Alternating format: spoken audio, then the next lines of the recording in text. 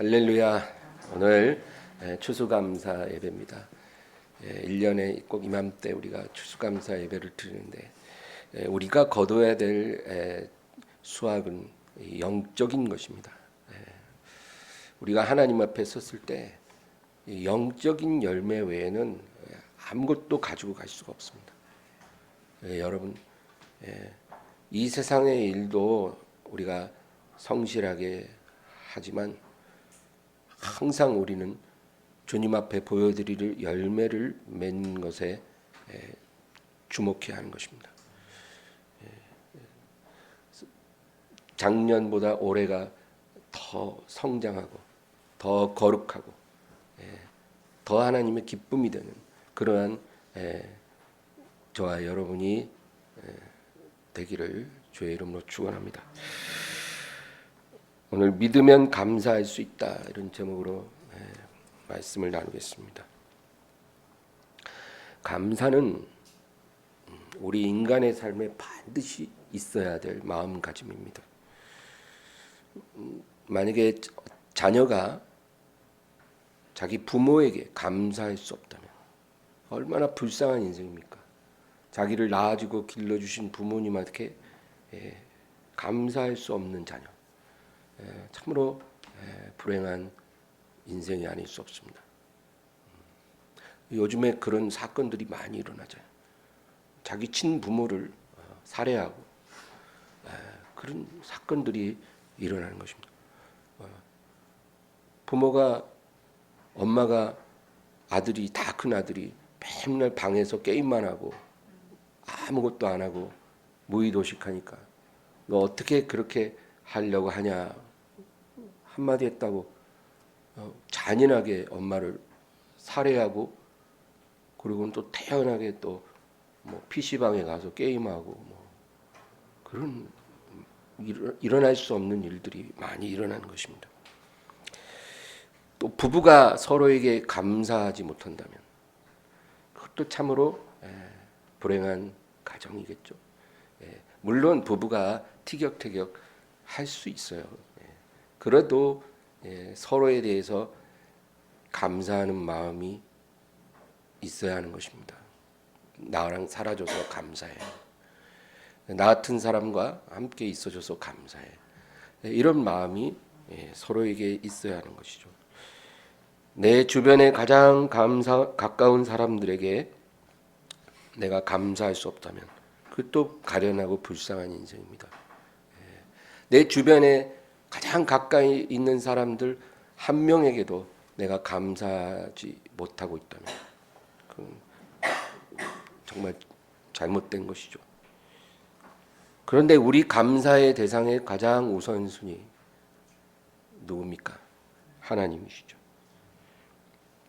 우리를 창조하시고 우리를 구원하시고 우리의 일평생 우리를 떠나지 아니하시고 천국 문까지 인도해 주실 분이 하나님이신 것입니다. 성경은 하나님을 떠난 죄인들은 하나님을 알면서도 영화롭게도 하지 않고 감사하지도 않는다 그랬습니다. 하나님을 떠난 죄인의 아주 중요한 특징이 하나님께 감사하지 않는 것입니다. 로마서 1장 21절 하나님을 알되 하나님을 영화롭게도 아니하며 감사하지도 아니하고 오히려 그 생각이 허망하여지며 미련한 마음이 어두워졌나니.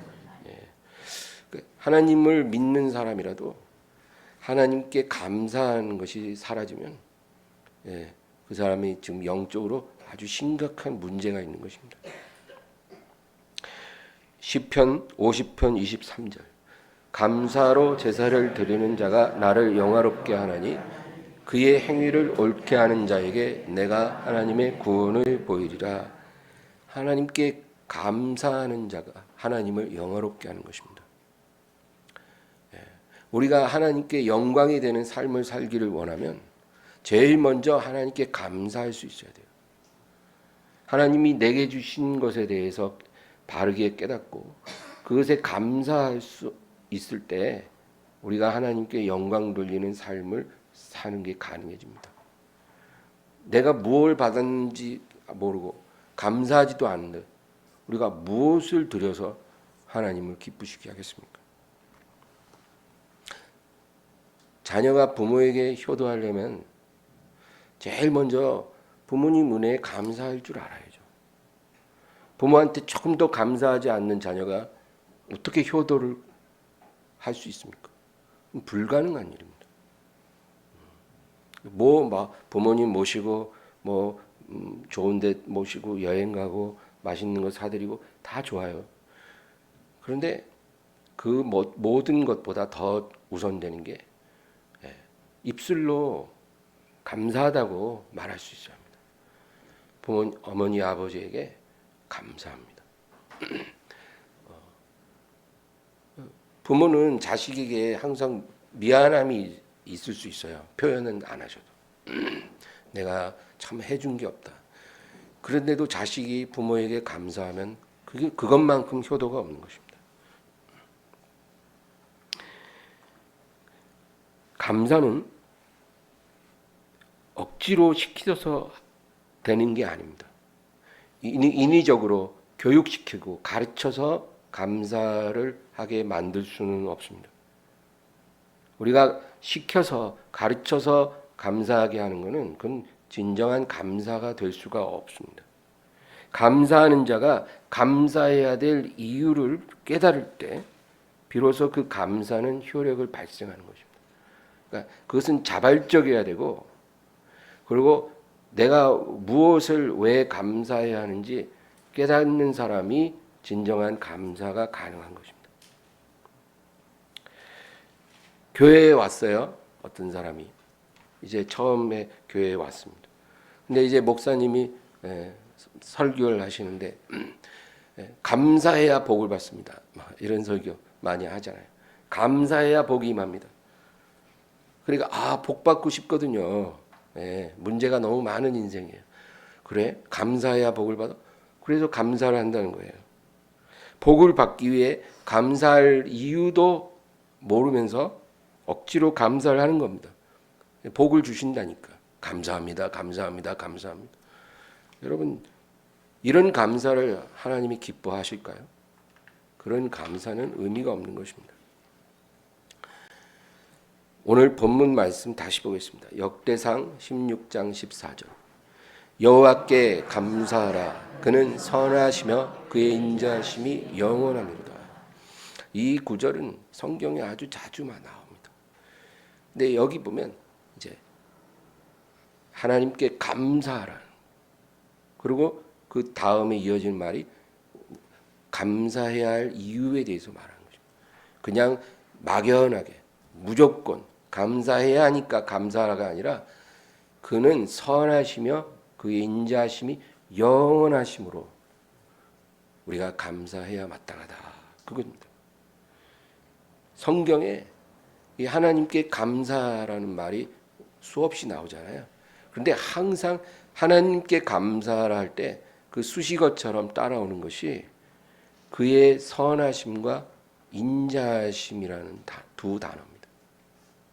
이것이 하나님의 백성들이 하나님께 감사해야 될 가장 중요한 두 가지 이유인 것입니다.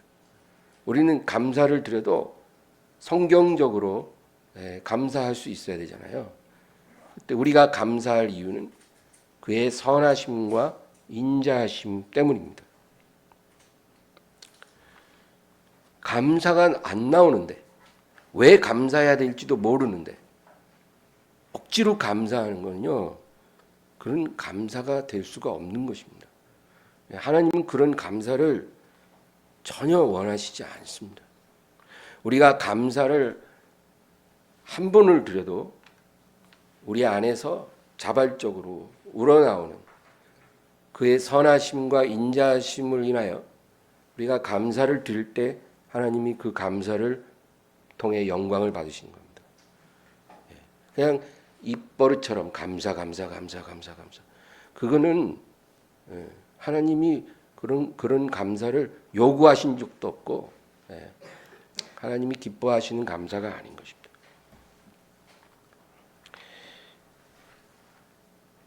하나님의 백성들이 그의 선하심과 인자하심을 맛보아 알라고 하나님 말씀하십니다. 시편 34편 8절. 너희는 여호와의 선하심을 맛보아 알지어다. 그에게 피하는 자는 복이 있도다. 예. 하나님의 선하심, 인자하심을 우리가 경험해야 하는 것입니다. 경험해야 참 감사가 나오고 참된 예배가 나오고 그리고 우리가 하나님께 달려가 피할 수가 있는 것입니다. 역대하 7장 3절. 이스라엘 모든 자손은 불이 내리는 것과 여호와의 영광이 성전 위에 있는 것을 보고 엎드려 경배하며 여호와께 감사하며 이르되 선하시도다. 그의 인자하심이 영원하도다 하니라. 솔로몬의 성전 낙성식에 이제 처음 번제물을 올렸는데 사람이 불을 만들지 않고 하늘에서 불이 임했다고 합니다. 그래야 모든 백성이 그 앞에 엎드려 여호와께 감사하며 이르되 선하시도다. 그의 인자하심이 영원하도다. 그러니까 우리가 감사할 때는 그 감사의 내용이 있어야 되잖아요. 그 감사의 내용은 선하심과 인자하심에 대하여 감사해야 하는 것입니다.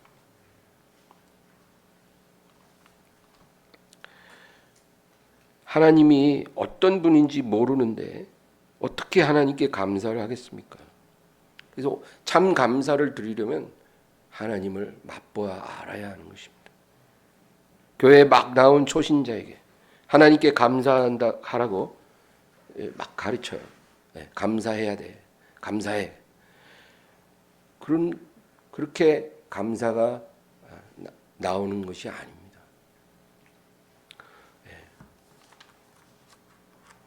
어떤 부모님은 자식한테 감사하는 법을 가르친다고 하는데 그건 좋은 방법 아닙니다. 자식에게 감사를 어떻게 가르칩니까? 부모가 조부모에게 감사하는 삶을 살고 범사에 하나님께 감사하며 살 때 자식들이 자연스럽게 그 부모를 보고 배울 수는 있죠. 근데 억지로 막 앞에 앉혀놓고 감사에 대해서 일장 강의를 하고 행동까지 다 지정해 줍니다. 그렇게 감사를 가르칠 수 있겠지만 별 효과는 없을 것입니다.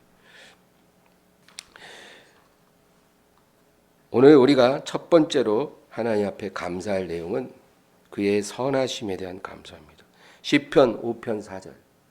주는 죄악을 기뻐하는 신이 아니시니 악이 주와 함께 머물지 못하며. 여러분, 하나님은 죄악을 기뻐하시지 않으신 분입니다.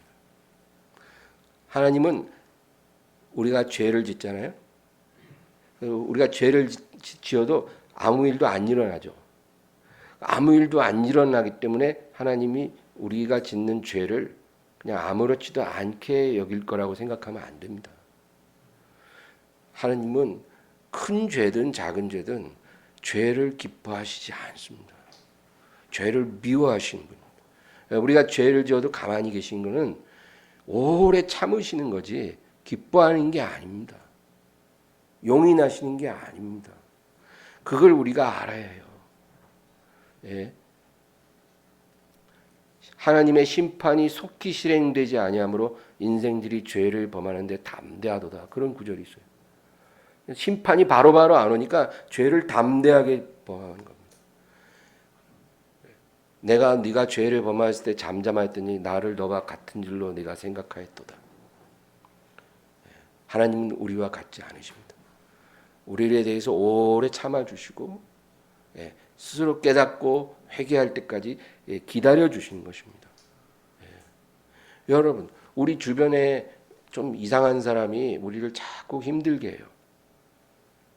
우리가 아주 불쾌하고 거슬리고 참 힘들어요. 그런다고 해서 그 사람과 바로 우리가 싸움하겠습니까? 모른 척하고 그냥 참죠. 싸움하기 싫은 거죠. 부딪히기 싫은 거예요. 그래서 참는 거지. 그 사람의 행동이 좋아서 가만히 있는 게 아니잖아요. 마찬가지. 우리가 죄를 범하면 하나님이 좋아서 가만히 계신 게 아니라 참고 계신 겁니다. 기다리시는 것입니다.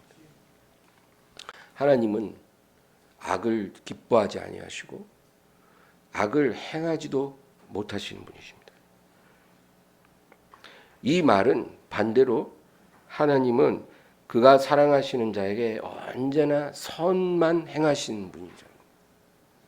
악과는 전혀 관계가 없으신 분이고 하나님은 오직 선을 행하실 수밖에 없는 분이라는 거예요. 그래서 하나님이 우리에게 행하시는 모든 일은 다 선한 일입니다. 그것이 우리가 볼 때 어떻게 보여지든 내가 그것을 어떻게 느끼든 상관없습니다. 하나님이 내게 행하시는 모든 일은 선하십니다. 그것이 깨달아지지 않다가 시간이 지나면 깨달아지는 것입니다. 하나님은 우리가 그의 선하심을 깨닫지 못한다고 해서 조바심을 내시지는 않아요. 언젠가 그것을 깨달을 것을 아시기 때문입니다. 부모가 자녀에게 선을 베풀죠. 악을 베풉니까? 먹을 거 하나 줘도 좋은 거 주죠. 옷 하나 입혀도 깨끗하고 좋은 옷 입히고, 추우면은 난방도 틀어주고, 더우면은 선풍기도 틀어주고, 에어컨 틀어주고. 부모는 언제나 자식에게 좋은 것 줍니다. 근데 어린 자녀는 부모가 자기에게 좋은 것 주는지 잘 모를 수 있죠. 그냥 당연한 것처럼 생각하죠. 그래도 부모가 조바심 안 냅니다. 왜? 이 자녀가 이제 철이 들면 알게 될 것이기 때문이죠. 지금 몰라줘도 부모는 서로 서운하지 않습니다. 하나님도 똑같다는 거예요. 항상 우리에게 좋은 것 주십니다. 그리고 언젠가 그것이 깨달아져서 우리가 그의 선하심을 감사합니다. 하나님의 선하심을 찬양합니다. 우리가 이렇게 할 때 하나님이 기뻐 영광을 받으시는 것입니다.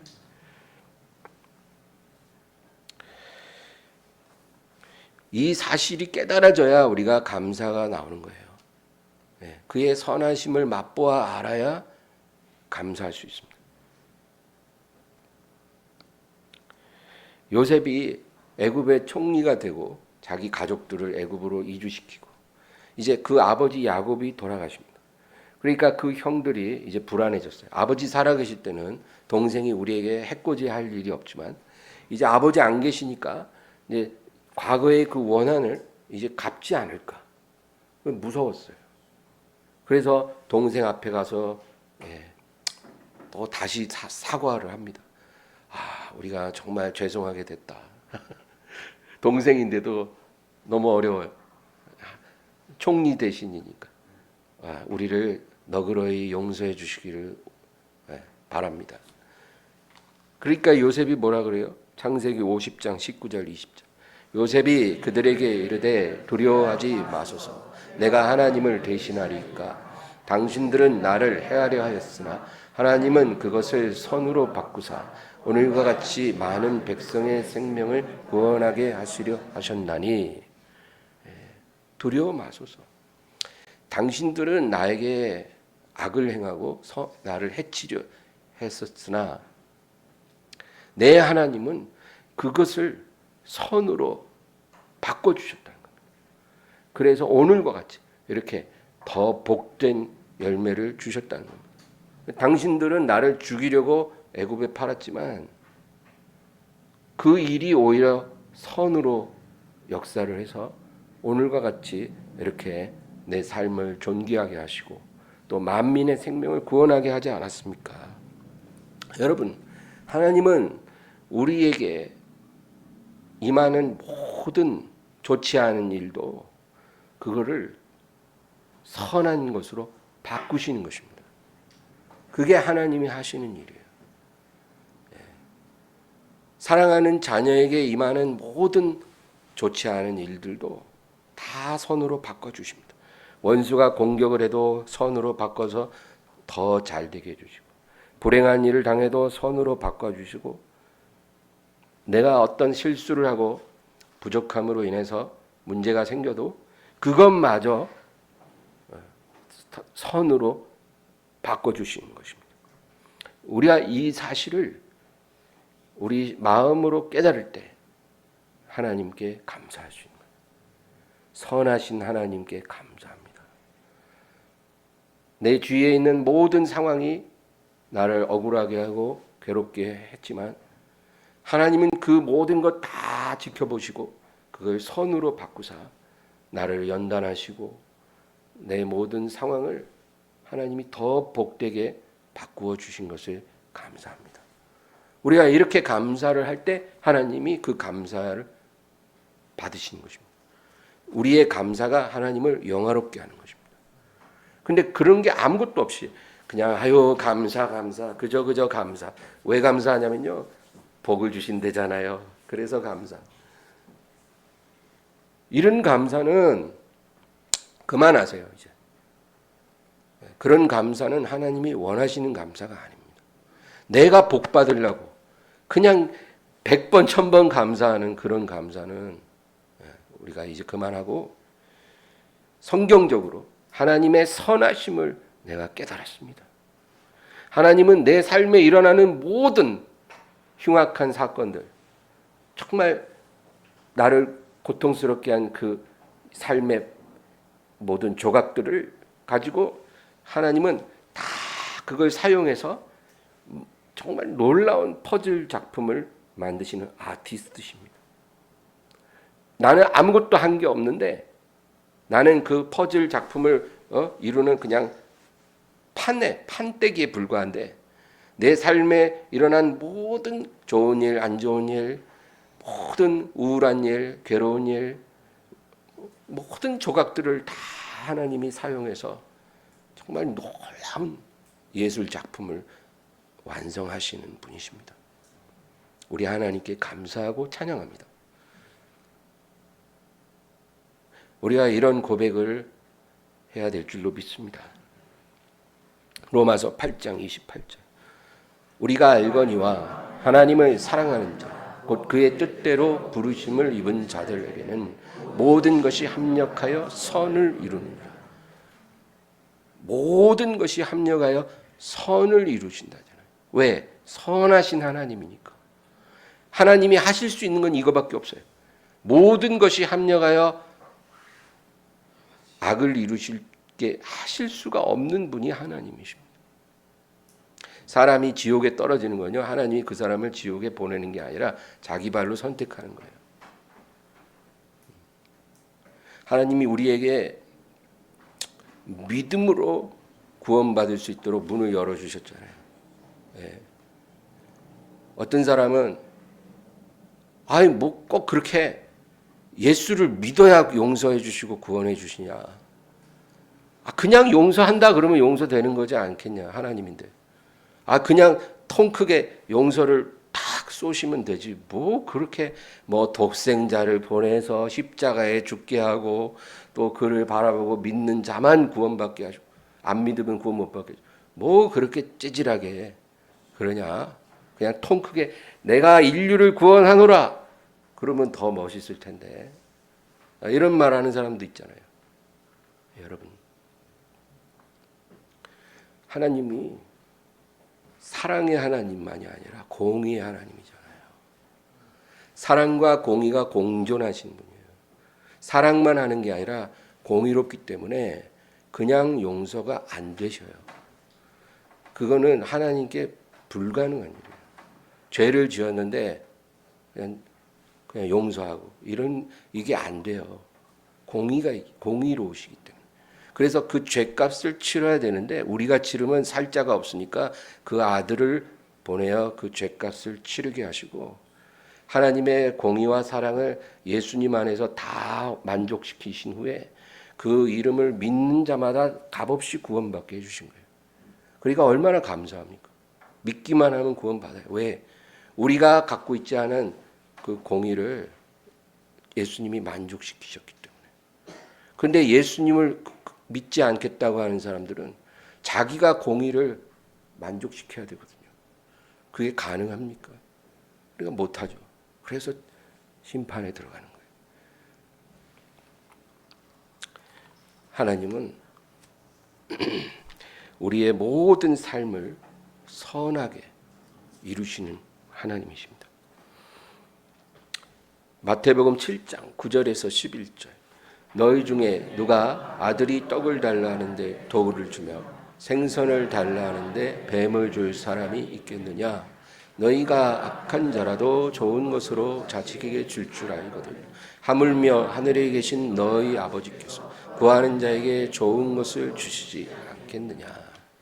예, 여기 보면 어떤 부모라도 어떤 아버지라도 자식에게 좋은 것 준다는 거죠. 좋은 것 줍니다. 그 부모이기 때문에.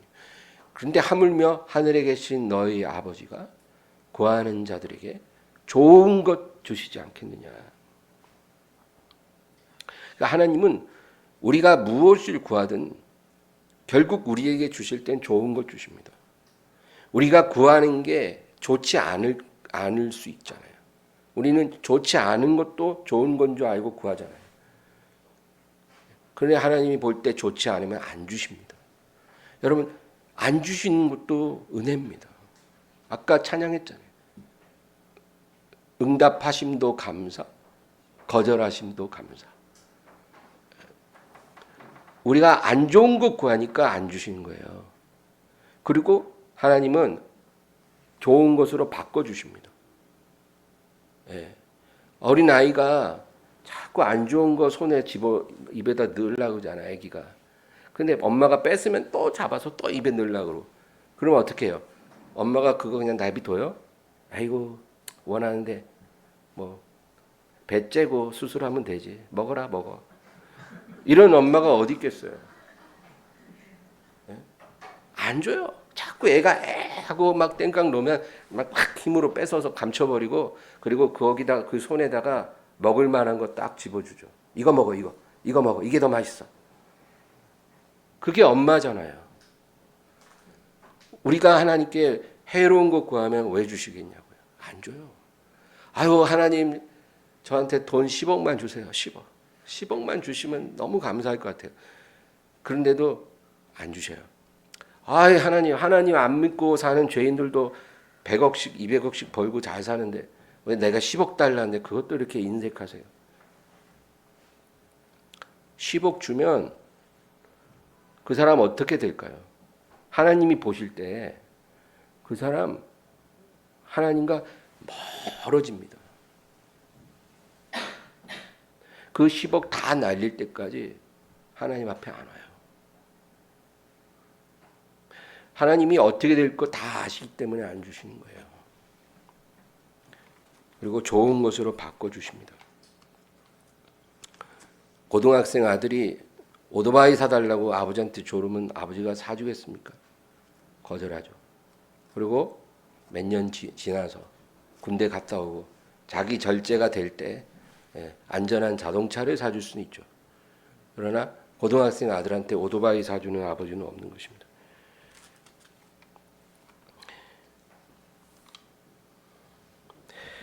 거절도 응답이기 때문에 감사하고, 내가 원한 대로 주시지 않아도 그것도 응답이므로 감사.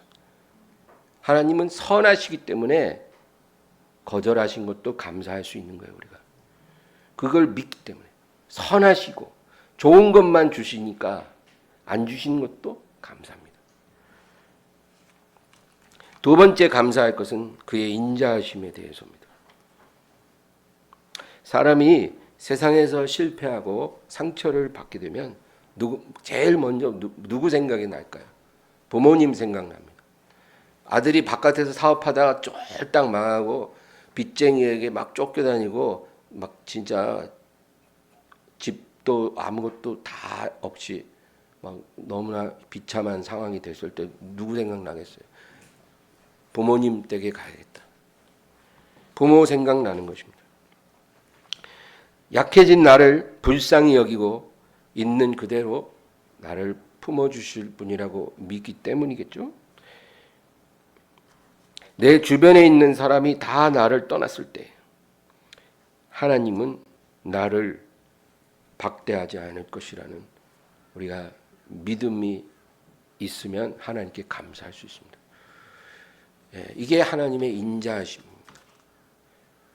내가 아무리 처참하게 밑바닥까지 추락을 해도 그래서 모든 세상 사람이 나를 떠나고 나를 비난해도 하나님만큼은 나를 인자하게 대해 주실 것이다 라는 믿음이 있으면 우리가 그것에 대해서 감사할 수 있는 것입니다. 이사야 46장 3절 4절 야곱의 집이여 이스라엘 집에 남은 모든 자여 내게 들을지어다. 배에서 태어남으로부터 내게 안겼고 태에서 남으로부터 내게 업힌 너희여 너희가 노년에 이르기까지 내가 그리하겠고 백발이 되기까지 내가 너희를 품을 것이라. 내가 지었음즉 내가 얻을 것이요 내가 품고 구하여 내리라. 너가 어머니 태에서 나올 때부터 내가 너를 안았고 업었다는 것입니다. 하나님 말씀이에요. 왜냐하면 너를 지으신 이는 나기 때문에 너의 진정한 아버지가 바로 나이기 때문에 네가 이 세상에 날 때 내가 너를 안았고 업었어. 그런데 네가 백발이 되어 늙어져도 나는 여전히 너를 나의 아기처럼 너를 안을 것이고 품을 것이고 너를 업고 갈 것이다. 너의 기력이 다 쇠하여 네 육체가 쇠잔해져서 네가 누구에게 의지할 데 없는 그 노년이 되어도 나는 너를 업고 갈 것이다. 너의 모든 재물과 너의 명예, 너가 사랑했던 모든 사람들이 다 네 곁을 떠나서 너 혼자 남은 그 순간이 됐어도 나는 네 옆에 있을 것이야. 그리고 너를 품을 것이고 안을 것이고 업을 것이고 너가 처한 모든 공경에서 너를 구원해 낼 것이야. 이게 하나님의 약속입니다. 그래 이것을 내가 맛보아 알면 하나님께 감사할 수 밖에 없습니다.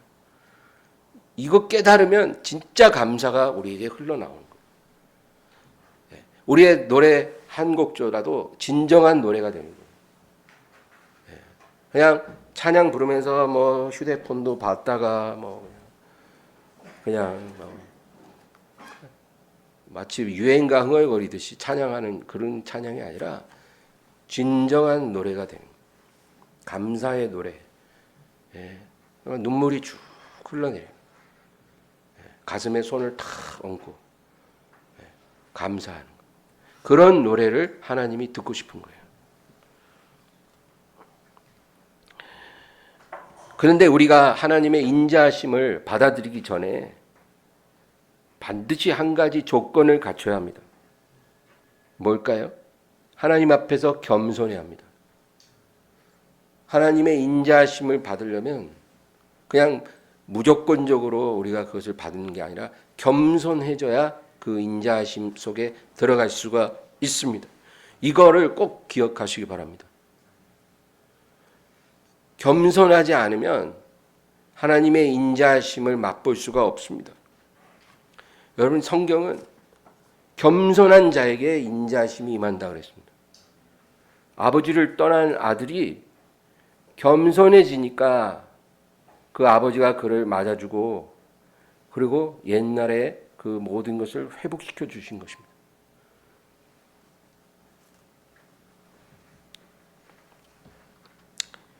어떤 사람들은 내가 죄를 뉘우치지도 않고 죄를 버리지도 않은데 하나님이 나를 인자하게 받아주실 수 있을 거라고 그렇게 오해를 합니다. 그럴까요? 아닙니다. 그것은 잘못된 생각입니다. 제가 목회를 하면서 많은 성도들과 상담을 하잖아요. 전화로도 하고 얘기로도 하고. 그런데 그 성도님들이 이제 자기 안에 있는 괴로움을 얘기하잖아요. 근데 그 괴로움을 얘기할 때 자기가 무엇을 잘못했는지 뉘우치면서 말하는 사람이 있고 1시간 동안 다 들어줬는데 자기가 무엇을 잘못했는지 뉘우치지도 않고 깨닫지도 못하고 그냥 시종일관 자기는 피해자고 억울하고 괴롭다는 거예요. 이런 사람이 있어요. 저는 다 들어주지만 저는 그 두 종류의 사람이 어떻게 될 것인지 분명히 알고 있습니다. 자기가 괴로움을 당했을 때 자기가 무엇을 잘못했는지 뉘우칠 수 있는 사람만이 하나님의 인자하심을 맛보아 알게 되는 것입니다. 하나님이 그 사람을 도와주시고 회복시켜 주시고 더 잘되게 도와주십니다. 자기 잘못을 뉘우치지 않는 사람은요, 그냥 그 입으로 원망 불평만 하고 끝난 거예요. 그러니까 죄를 회개하지도 않는데 거기다가 또 원망 불평의 죄를 또 더해요. 거기다. 아무리 목사 앞에서 그렇게 하소연한도 소용없습니다. 그런 사람은 인자하심을 경험할 수가 없습니다. 요한복음 8장 10절에서 11절. 예수께서 일어나사 여자 외에 아무도 없는 것을 보시고 이르시되 여자여 너를 고발하던 그들이 어디 있느냐? 너를 정죄한 자가 없느냐?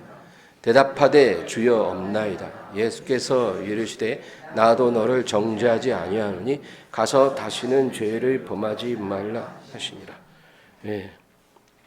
예수님이 이 여자에게, 간음하다가 붙잡혀온 여자에게 나도 너를 정죄하지 않는다 그랬죠. 근데 사람들은 요까지만 읽어요. 나도 너를 정죄하지 않는다. 그러니까 어떤 요 근래에 서울에 있는 아주 유명한 대형교회 수석 부목사라는 젊은 목사가 뭐라 그러냐면 예수님이 간음한 여자를 아무 조건 없이 그냥 다 받아주셨기 때문에 우리도 동성애자들을 조건 없이 다 받아줄 수 있어야 된다. 그게 맞습니까? 동성애자들이 자기 죄를 뉘우치지도 않고 버릴 결심도 안 하고 그냥 그대로 교회에 들어올 수 있도록 받아주자는 거예요. 예수님도 그렇게 했다는 거예요. 우리가 성경을 제대로 안 읽으면 그런 궤변을 합니다. 그 목사는 알면서 그렇게 사람들을 속이는 거지만 그냥 성경을 읽지 않고 그 설교를 들은 사람들은 그런가 할 거예요. 그죠? 근데 예수님이 뭐라 그래요? 가서 다시는 죄를 범하지 말라. 절대로 죄를 용인하시는 것이 아닙니다. 아무도 너를 비난할 수 없고 나도 너를 비난하지 않을 테니 변화되라는 거예요. 네가 변화되면, 네가 죄를 버리고 뉘우치고 하나님 말씀에 순종하기로 결심하면 네가 과거에 지은 죄를 비난할 자 아무도 없다. 하나님도 너를 정죄하지 않을 거라는 거예요. 너의 죄는 씻겨지고 사라질 것입니다. 네가 하나님 말씀에 순종하기로 결심하면. 그러나 네가 만약에 그렇게 결심하지 않고 나의 인자하심을 바란다면 너는 나의 인자함을 받을 수 없다는 것. 그게 하나님 뜻이에요. 마태복음 11장 20절에서 22절. 예수께서 권능을 가장 많이 행하신 고울들이 회개하지 아니하므로 그때 책망하시되 화 있을진저 고라시나 화 있을진저 벳세다야 너희에게 행한 모든 권능을 두로와 시돈에서 행하였더라면 그들이 벌써 베옷을 입고 제에 앉아 회개하였으리라. 내가 너희에게 이르노니 심판날에 두로와 시돈이 너희보다 견디기 쉬우리라. 여러분, 이 말씀이 그 죄를 회개하지 않아도 용서해 주시고 복을 주시겠다는 말씀입니까? 아니잖아요. 예수님은 죄를 절대로 용인해 주신 적이 없습니다. 마태복음 12장 42절. 심판 때 니느웨 사람들이 일어나 이 세대의 사람을 정죄하리니 이는 그들이 요나의 전도를 듣고 회개하였음이거니와 요나보다 더 큰 이가 여기 있으며. 심판 때 회개하지 않은, 복음을 받아들이지 않고 하나님께 순종하지 않고 죄를 버리기로 결심하지 않은 자들은 다 하나님의 정죄를 받는다는 것입니다. 바울 사도는 뭐라 그랬을까요? 로마서 2장 4절에서 5절. 혹 내가 하나님의 인자하심이 너를 인도하여 회개하게 하심을 알지 못하여 그의 인자하심과 용납하심과 길이 참으심이 풍성함을 멸시하느냐. 다만 네 고집과 회개하지 아니한 마음을 따라 진노의 날 곧 하나님의 의로우신 심판이 나타나는 그날에 임할 진노를 내게 쌓는도다. 세례 요한은 뭐라고 말했을까요? 누가복음 3장 7절에서 9절. 요한이 세례 받으러 나오는 무리에게 이르되 독사의 자식들아 누가 너희에게 일러 장차 올 진노를 피하라 하더냐. 그러므로 회개에 합당한 열매를 맺고 속으로 아브라함이 우리 조상이라 말하지 말라. 내가 너희에게 이르노니 하나님이 능히 이 돌들로도 아브라함의 자손이 되게 하시리라. 이미 도끼가 나무뿌리에 놓였으니 좋은 열매 맺지 아니하는 나무마다 찍혀 불에 던져지리라. 성경은 아주 명확하고 분명하게 회개하라고 우리에게 거듭 말합니다. 회개하고 자기 죄를 뉘우치고 죄를 버리기로 결심하고 이제부터 하나님의 말씀에 온전히 순종하겠다고 우리가 고백하는 것, 그게 회개잖아요. 그런 사람이 하나님의 인자하심을 맛보게 될 것이다. 우리가 과거에 아무리 부끄러운 인생을 살았을지라도 세상 모든 사람이 다 손가락질하는 그런 인생이었을지라도 다 깨끗함을 받는 겁니다. 온전히 회개합니다. 아무도 너를 정죄할 자 없을 것이고 나도 너의 죄를 기억하지 않을 것이다. 너는 완전히 새롭게 될 것이다. 그리고 나의 모든 인자함과 선함을 맛보는 인생을 살게 될 것이다. 그렇게 약속하신 겁니다. 여러분, 그러니까 이 회개라는 말이 얼마나 복되고 감사한 말입니까? 근데 오늘날 교회에서 제일 듣기 싫은 설교가 회개하라는 설교예요. 위로해달래요, 위로. 맨날. 진정한 회개를 통해서 위로가 진정한 이 위로가 임하는 거예요. 회개 안 하고 받는 위로는 위로 아닙니다. 그런 위로는 우리를 살리지 못해요. 구원은 믿음으로 받지만 그 구원받는 믿음은 진정한 회개를 통해 입증돼야 하는 것입니다. 내가 진짜 구원받을 만한 믿음이 있다라고 하나님이 인정해 주시려면 그 기준이 참된 회개입니다. 참된 회개를 통해 우리의 믿음이 증명되는 것입니다. 밤낮 주여 주여 부릅니다. 어떤 사람 주여 주여 부르는데 자기가 갖고 있는 죄를 버리질 않아요. 그 목소리만 크게 주여 주여 합니다. 그러면 그 사람 어떻게 될까요? 바깥 어두운 데 쫓겨나 슬피 울며 일을 가는 겁니다.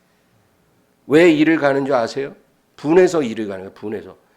내가 주여 주여 그렇게 외치면 구원 받을 줄 알았다는 거예요. 죄를 안 버려도 이 정도는 그냥 눈 감아 주실 줄 알았다는 거예요. 그리고 그냥 내가 평생 기도 많이 하고 교회 열심히 다녔으니까 나 구원 받을 줄 알았다는 거예요. 근데 그 거짓 믿음을 진짜 믿음이라고 속고 자기가 지금 이렇게 버림받은 게 너무 분하다는 거예요. 분해도 소용없습니다. 성경을 안 읽었잖아요. 성경을 정직하게 안 읽었어요. 내가 편한 대로 읽었어요. 내 원하는 대로 해석했어요. 그러면 안 되는 것입니다. 우리가 하나님의 선하심과 인자심을 경험하는 만큼 감사도 깊어집니다. 여러분, 감사는 얕은 감사와 깊은 감사가 있습니다. 얕은 감사는 그냥 물이 얕은 것입니다. 그 물이 얕으면 어떻게 돼요? 강한 바람 불면 막 요동을 치죠. 그게 얕은 감사입니다. 어제까지 다 감사 많이 했는데 오늘 그 감사 온데간데 없어요. 조금 힘든 일 만나면 그냥 원망이 바로 터져나와요. 누가 나를 좀 무시한 것 같고 나를 서운하게 하면 어제까지 감사한 건 소용없어요. 오늘 그냥 원망 불평 막 쏟아져 나옵니다. 이런 사람은 얕은 감사의 사람입니다. 그러나 여러분 깊은 감사가 있습니다. 깊은 물은 어떻습니까? 큰 태풍이 불어도 깊은 물속은 고요하지 않습니까? 깊은 감사를 드리는 사람은 상황에 요동하지 않고 항상 감사하는 사람이죠. 이 깊은 감사가 어디서 나옵니까? 하나님의 선하심과 인자하심을 깊이 맛본 사람만 깊은 감사를 하는 것입니다. 우리가 잘 아는 시편 23편은 다윗의 감사의 시입니다.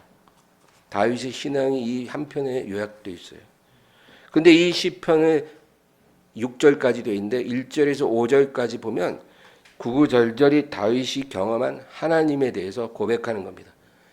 여호와는 나의 목자시니 내가 부족함이 없으리라. 나는 부족하지 않았다는 겁니다.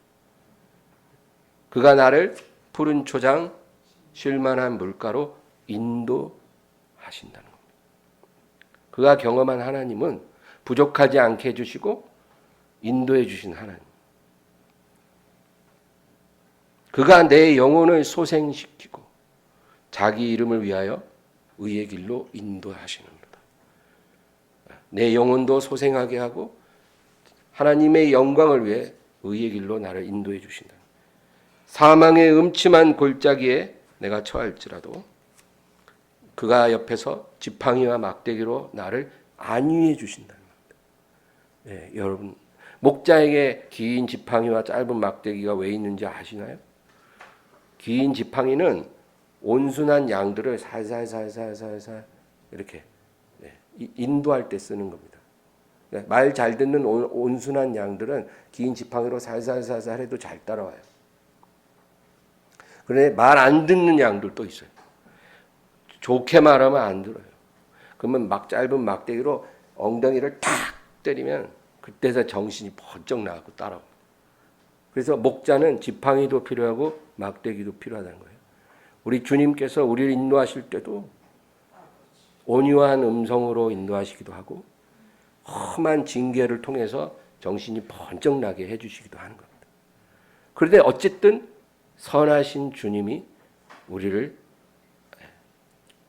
안위해 주신다는 것이다. 안위, 안전하게 지켜주신 것입니다. 어디서? 사망의 음침한 골짜기에서. 그가 내 원수의 목전에서 상을 차려주십니다. 상을 차려주시고 기름으로 머리에 부어주시고 내 잔이 넘치게 해주신다는 겁니다. 그렇게 하나님의 모든 선하심과 인자하심을 고백하는 거예요. 다윗이 경험한 하나님의 선하심과 인자하심, 다윗이 맛본 하나님에 대해서 고백하고 나서 마지막 6절에 결론적으로 뭐라 그럴까요? 다 같이 읽습니다. 내 평생의 선하심과 인자하심이 반드시 나를 따르리니 내가 여호와의 집에 영원히 살리로다. 아멘. 이게 결론입니다. 하나님이 나를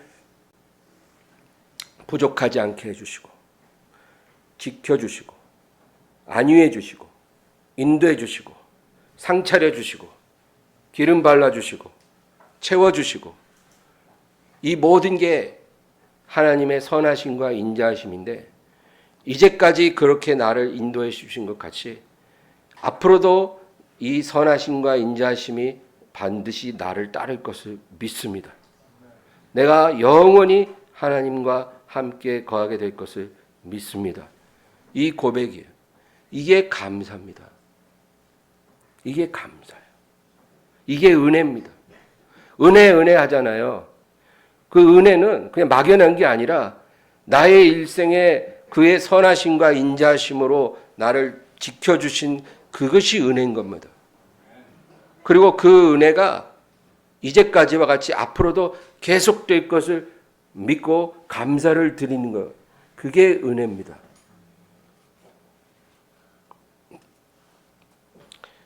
다윗은 철저하게 하나님께 초점을 맞추고 있어요. 그가. 예.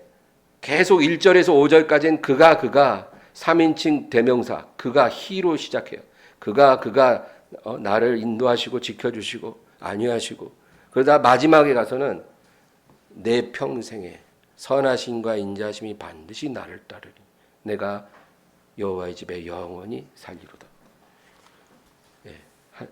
저와 여러분도 이런 감사가 충만한 삶이 되기를 축원합니다. 다윗과 같은 이런 고백을 우리가 드리며 하나님의 선하심과 인자심에 감사할 수 있을 때 그것이 바로 참된 은혜의 삶이 될 줄로 믿습니다. 기도하겠습니다. 하나님 아버지, 우리의 믿음이 너무나 부족하고 우리의 행위는 하나님 앞에 너무나 부끄러웠을지라도 우리 하나님께서 그 선하심과 인자심을 거두지 아니하시고 그 자기 이름을 위하여 의의 길로 인도해 주신 것을 믿습니다. 주님, 이 은혜가 나의 평생에 정녕 나를 따르게 하시고 내가 영원토록 주님의 집에 거할 수 있게 도와주시옵소서. 이 은혜가 내게서 떠나지 않게 하여 주시옵소서. 하나님께 감사드리며 예수님의 이름으로 기도합니다. 아멘.